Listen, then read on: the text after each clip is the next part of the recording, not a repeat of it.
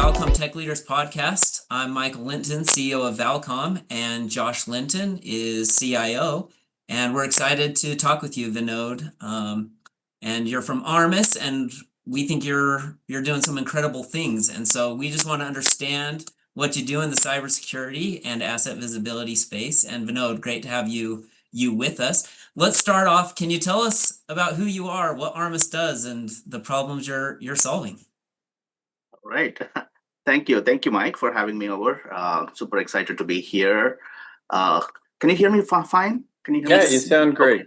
Okay, excellent. So my name is Vinod Brahmapuram. I'm the Field Chief Technology Officer at Armis for the SLED vertical, which is the state, local, and higher ed vertical. Prior to joining Armis, I worked for Lumen Technologies as their Senior Director for Cybersecurity for the SLED vertical as well for about 3 years. And prior to that, I have about 23 years in state government. I served 3 states. So before joining the private sector, I was the State Chief Information Security Officer for Washington State. I was the Deputy Chief Information Security Officer for South Carolina State. And then I served as the Chief Information Security Officer for Health and Human Services in New Hampshire, along with many other roles. So I have, I served 3 states, and one of my running jokes was always, I served 3 states. I have 47 more to go, and I'm hoping to fulfill that dream working for Armis. So you've seen a lot of attacks, and you've stopped a lot of attacks. Is that safe to say? that is a nice way to mention that. Yes. That's great. So you've been around. So what are you seeing? Like what do you see in the trends of what you're seeing in the cybersecurity world right now? So the trend has been the same, Mike. What we see, it's the attacker. Essentially, the goal is to exploit, right? They are either going to exploit weakness in a system, or they're going to exploit the weakness in a human. That always becomes the starting point from where they first start the attack. So those are always literally the basic starting points, and from then you go through multiple other steps. So what has changed? I would say one thing that has significantly changed is the velocity. Like if we just roll the tape 10 years ago, if an attack was taking months, because the attacker essentially what they're trying to do is build reconnaissance, right? They're trying to see, okay, let me see what they have. Let me see what I can exploit. So first they have to discover, they have to learn the environment, and then they slowly now plan the steps. They create their toolkit. Okay, if this is what they have, I know these are all the weaknesses, and therefore this is how I can create and start an attack. Those steps have become a lot easy, because especially with artificial intelligence, with AI and other emerging technologies as well, the time that it takes for an attacker to build reconnaissance has come down extremely. So what used to take months, even for a large attack, is now taking like hours. That's what we are dealing with right now. If we look at some of the threat intelligence reports coming in from the industry, it is very interesting to see how the pattern has changed.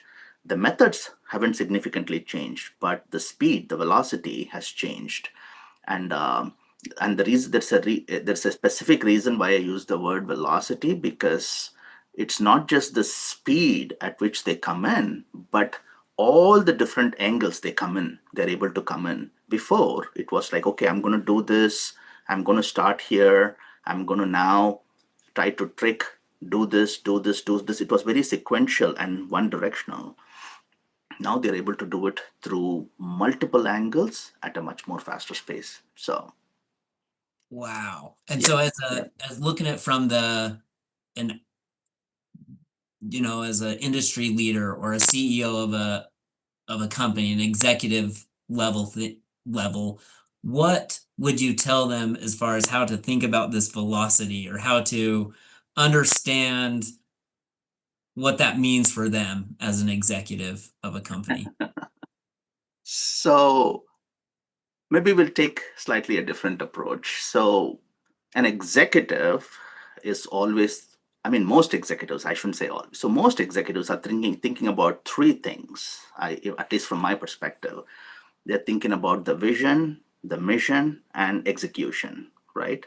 That's where they spend all of the time. They're thinking about, okay, this is what I want to do for the business. This is my mission. This is my vision, and this is how we want to execute. Now, why should an executive think about cyber risk? Is because something is disrupting, right? If you want to be successful and if you want to deliver continuously on your mission, on your vision, and really watch out for the health of the organization, what we always see is the goal has to be to minimize disruption, whatever the causes may be. So that's I think at a high level, that's where I would really help an executive to start thinking about, okay, I would like for my business to be floating, to be functional without disruption. Okay, that's my goal. We all can have a wish list, but the world is not that simple, right? So if that is my wish list, but on the other side, you have disruptors that are moving so fast. So now comes the third question for an executive. Okay, what's my tolerance? What can I tolerate, right? Can I tolerate to keep my business down? I'm okay if due to weather, cyber, whatever the case may be, if an executive is able to say that, you know what, my tolerance is, I'm okay if my business is not functional for 1 day out of a year or 1 day out of a month, whatever. Everybody has a different tolerance level. Now it's important for the executive to connect the dots to say, if that is my tolerance level, but these are all the things happening, what can happen from a cyber perspective? How well am I prepared? And therefore, based on that, can I tolerate the disruption? Can I tolerate a cyber attack? That's more, that's what I would say what an executive should care about. So I love that perspective. And I think really how leaders think is how do we do more, sell more, the vision, the strategy, and they yeah, try not to think about cybersecurity and the disruption until it happens. yes, And yes. how, and especially with Armis and what they're doing, how do they play into the executive thinking as far as the threat landscape and all of that? So I'm gonna you saw already. I was trying to chuckle because I was a practitioner for so many years, right? So I can really, as a practitioner, when I take that lens and see what Armis does, it just absolutely warms my heart, because this is almost like really what Armis does is focus on the most important foundation. So we'll talk about between what is happening, what I said, and then what Armis does. So first and foremost, in the world of any operation, when we look at an operational footprint, what is part of the operational footprint is the systems. What are all the systems, right? What are all the systems that are in place to help me operate? That has to be a question for an executive. That's the first thing that Armis is absolutely fantastic at, which is asset management. So, first is helping you really get to know all of your assets. And this word has to be drilled down a little bit more deeper than what it sounds like. People say, oh, asset management. So I just have to discover my assets, right? I have 10 assets, 20 assets. That is not at all what we need to do, especially in the age of 2025. So first, when we talk about an asset, it is an equipment, right? It is something that is helping you operate. But what is on it? What is the software? Like, what is running on it? Now, should that even be running on that system? Most of the times, again, when I talked about an attacker is really looking to exploit what is running on the system. Based on where a system lives, there are some things that should not even be running on the system. And this is again where there is a divide as well between IT and security. So, but anyway, where I really want to highlight that as an example, it is so critical to have deep insight, especially through enriched data, to know what is on the system. What is on the system? What are all the things that should be running and should not be running? What is on the system that has been installed on the system because it is some kind of a protection, but that's shut off. People do that too. So there are all things that can happen in the world of operation. So really, there are two very important places that Armis focuses on, that one function, asset management. So first is, as I said, there are things related to the system, on what is living and breathing on the system. The second is the behavior. Behavior is so critical, like really understanding the behavior of an asset, what is happening at an asset level based on a user's interactions with different systems. Is that is that part of the task? Is that contributing to the risk, enhancing the risk? Really, you need to get insight. That way, you can take actions the right way. So, as the whole aspect of this asset management is so much more broader from the lens of Armis. Armis has taken this to a completely different level to say, no, no, no, you just don't stop at just identifying and saying, oh, I have these, and you're good to go. What does that really mean from an exposure perspective? What is that doing for exposure? That is exactly what really like Armis plays a key role. That is one very critical role I want to highlight from an Armis perspective. And the another area that I really love as a practitioner as well is the level at which we can provide early warning. In our example, like how fast we identify some threats that are kind of in the works. What we know, we have a history of identifying threats 30, even 60 days, even before other sources become aware of it. Let me maybe draw an analogy, and if I unpack it a certain way, I think it becomes even more relevant for maybe for the non-technical folks, so to speak. Let us say, let's look at the climate things that we deal with, right?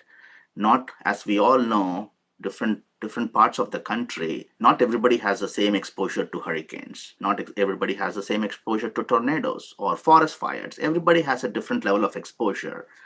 What does that mean?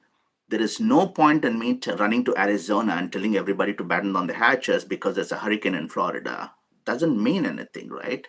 You have to make it relevant for what truly matters to that location. That's, again, that is the context at which Armis provides insight to exposure. What is your real exposure? So there is that one aspect of it. So Using the, yeah, I love that analogy. What's going through my mind is, okay, we need to know our assets. Well, that the IT people, like the CIO, the CISO, they need to understand our assets. They need to understand that. Why does that matter for an executive? Like, yeah, I kind of understand, but I don't want to focus on that. That's really just that's an IT problem. How do we bridge that gap? And because I hear what you're saying, and yeah, I think hey, it's important because I'm in the cybersecurity industry, yeah. but a lot of the executives I talk to, they're like, I don't care that much. What does that mean? I don't want to figure out what assets or the context of these attacks. What would you say? How would you bridge that gap? As you've had that experience being in the talking to leaders that I bet do not have like love cybersecurity. Just curious your thoughts on that. And let's maybe again roll the tape, Mike, for that question. Like, let us say 20 years ago, right? If you're asking an executive, especially if a CEO is going in front of the board and the board is asking questions, okay, what is it that we like? What are the things that we want to accomplish? And by the way, okay, yes, these are all the things I want to do. What are the risks? So mostly they used to talk about business risk, financial risk, some things coming up when, well, this, if this doesn't go our way, these are some of the risks that are going to happen to the organization. Therefore, and they're also going to ask, how are you preparing for it? I don't think there is any leader who wants to go in front of anybody, whether it is the board or media, or stand in front of stand in front of a podium and say, I don't know. I don't think anybody wants to use the word I didn't know, I Mm. don't know. So one thing it's very important to help a leader know is that when we talk about cyber risk, we are in fact empowering an executive to know something that they need to know. It's not whether they want to know, it's something they need to know. It's much better to know the basics. Okay, look, this is how we are operating today. These are the things that can potentially derail our objectives, and this is how we are preparing and being better off. That, so keeping it at an executive level, we don't need to talk cyber in technical terms. We can always translate that in business language to say, what does that mean overall to the business objectives? That's where I think it resonates for an executive. That is so insightful. I think what really goes to my question is, how do you train as a CEO? What would you tell your IT team? How would you train them to bring you the business issues? Or as you've trained other CISOs and other tech leaders to really manage up, to really say, look, here's what you need to know. This you may not want to know, but you need to know this, and almost transfer some of that risk to the CEO so they can decide how tolerant they are and that they're making that decision. Any guidance you would give to both the CEO or the tech leader, the executives of the technical side to bridge that gap? Well, first of all, do you see a gap there, and how would you train someone, or what advice would you give to bridge that gap? There is not a one simple answer. These are some things where you may want to do a couple of different things, and I'll give exactly like some of the things that I have done in my own life to really bridge that gap. First of all, the gap continues to exist. I think you asked that question. Is there still a gap? Yes, because let's look at going back to the brain of an executive. They are looking at ROI. What does ROI mean for them is, what is my return on investment? If I put in $10, what is my return? So they are challenged. They are being tasked, right? They're thinking about ROI. I think it's time we introduce a new acronym for an executive. It's called, this is something, by the way, I'm proud to have coined that one too. So for me, ROI is risk of intrusion. What we have to understand, Mike, is we may have multiple different organizations in this world. They all fall under some common sectors. Either you are a health sector, financial sector, transportation. No, you come under like a certain line of business, right? I think one method to quickly do for enabling a conversation is, again, take the objectives of the leaders, like all of the top executives, look at their priorities, see if you can draw out a map about, okay, if these are your priorities, these are all the things that you want to accomplish. By the way, in a similar sector, this is what happened. A cyber attack in this, like whether we can take so many, like whether colonial pipeline, you name it, right? We can take so many sectors as an example to say, look, we know that there is no such thing called anybody being 100% safe. An attack is bound to happen. What is going to differentiate is how well are we prepared. One thing, another point that I have educated a lot of leaders is with another data point. So this is where the fun begins too. If we look at the attacks over the last about even 2 decades, I'm not kidding, 90% of the attacks were all attacks that happened due to exploitation of basic weaknesses. Okay. Now I'm gonna ask everybody, anytime there is an attack, what is the first thing the leader of the organization says to the public or media or whatever it is? The first thing they say, we were the victim of a very sophisticated attack. Okay. How is this even matching, right? The reports are saying after all the incidents, it's saying that 90+% of incidents all started due to an exploitation of a fundamental weakness. It's not sophisticated. It's not sophisticated. So this is what I call as having a conversation which is empowering the CEO, where really what you want to do is, look, I never want you to go and say in front of people that we were the victim of a sophisticated attack, because 90% of the attacks can be prevented by doing the basics. That is where Like, really, that is the beauty about Armis as a company as well, because what and where we really want to draw out attention, what we want people to do is the basic. Know your assets. When you know where your assets are and all of your assets, first recognize what your assets are, recognize what is on the asset, recognize what is your potential exposure and the vulnerabilities. And by the way, just by doing these small things, you can get a lot more value and push a bad actor out, because the goal is, we say in the cybersecurity world, you have a job as a security officer, as an IT person. Like, when what you're doing is, you really want to run fast to the door and close the door, so that you're pushing the door on the bad actor, they go somewhere else. It's sad thing to say. You want to push them out of your environment. You want to give them the least amount of information about what are all the weaknesses sitting in your environment.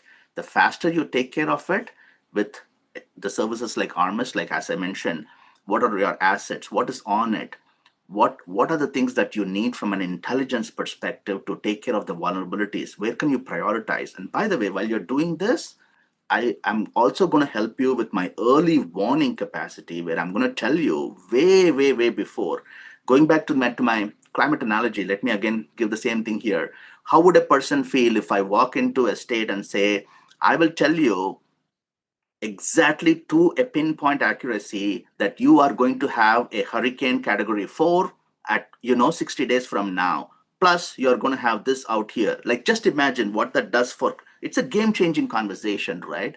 That is the level of intelligence that we can provide to our customers with our early warning on what it is that we discover, what it is that we hear around threats that are emerging, and help people know what those threats are, what are the weaknesses that threat is going to exploit. So not only are you aware, not yeah, so we help them be very, very, very proactive. That's what you have to do, so you can push people out of your door. That's That's amazing. And one of the questions that I was just thinking about is like, do you have a real world example? I'm sure you have lots of them, but could you share one of like a customer of kind of what happened, what was the outcome? And really, I think one of the interesting things is what was the takeaway? What did the leadership kind of learn from that experience? How was Armis able to kind of help them through this, this issue that maybe they had? This is an area where I need to spend some more time. It's been about a month since I joined Armis, Josh, so I didn't dig deep enough on some of those real life, like the exact data point. But I'm going to give you again as a practice. I'll tell you what I saw happened in the past, Great. where it's a fantastic case study. I'm sure Armis has already done fantastic work in that arena. Let's take the World Typhoon as an example, right? So really, the World Typhoon was a mechanism for threat actors to put hooks into the US critical infrastructure, so our water facilities, critical infrastructure. What they really wanted to do was, should the time come up about any geopolitical tensions, I'm going to create a disruption. So they kind of are trying to live in the environment and exploit. That won't happen to an Armis customer, because the type of exploitation that has to occur and the type of penetration that has to happen for an attack like Volt Typhoon wouldn't be possible for, if a customer is a Armis customer, because you would already know what those CVEs are. What is it that is living in your system? We would have already identified all of the OT assets, because that's so much to do with the OT IT environment and the convergence. That is our mastery, right? We help identify not just your IT assets, but your IT, OT, medical devices, all the disparate devices.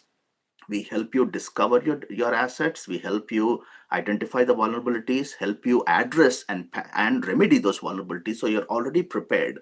So in my mind, that is a fantastic case study that can resonate at a national level, because what has been looked at as a threat to the critical infrastructure, Armis has an answer. So Tell us what is it that you would have, kind of one or two takeaways that you would want executives to take away from kind of what Armis can do for them. We've talked a little bit about it, but just recap a little bit those top few things that I think are number one, most important for an executive to be aware of, especially when it comes to cybersecurity and how Armis can help them.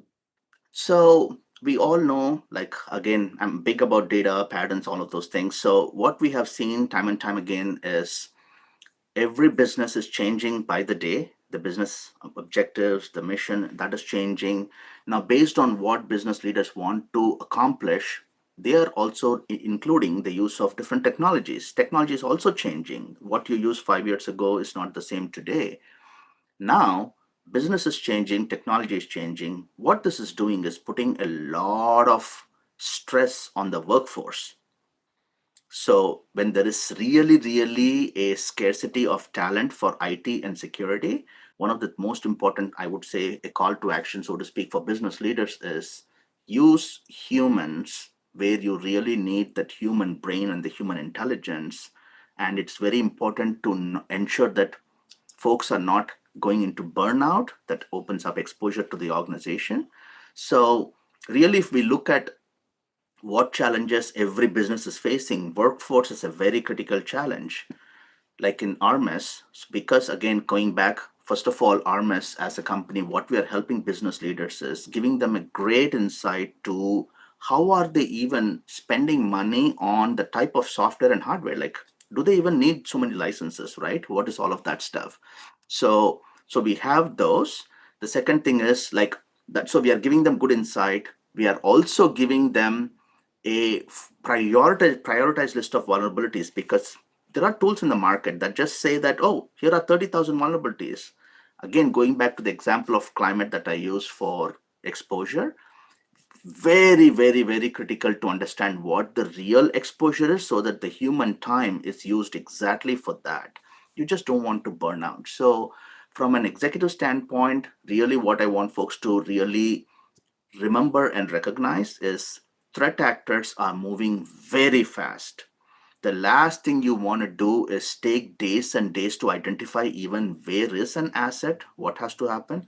You want to match the speed at which the threat actors are moving. And that's exactly where I feel Armis plays a fantastic role around giving full insight into exposure, providing early warning, really enabling an organization to really protect themselves from the threats that keep increasing every day. So Vinod, thank you so much. yeah. This has been super insightful, super helpful, and I've learned a lot, and I appreciate the advice you've given business leaders and really for the partnership. We love partnering with the best in class and those solutions that take care of enterprises. And we really think you have a fantastic team and a fantastic solution to solve what is needed. And really appreciate your time. Thank you so much. And with that, any last thoughts, or do we just say bye now? I mean, thanks for making the time for this. We really Can I appreciate make it. We really one? Can I appreciate it. make one last point, Yes, Mike?